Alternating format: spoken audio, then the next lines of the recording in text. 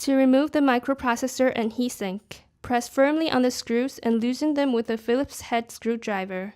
Alternate among the screws until they break the seal with the microprocessor.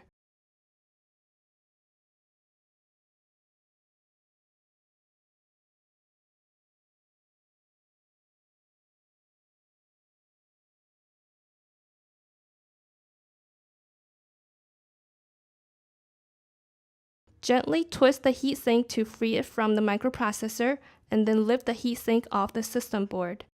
Open the microprocessor retention latch by gently pressing down the handle and then pushing the handle outward.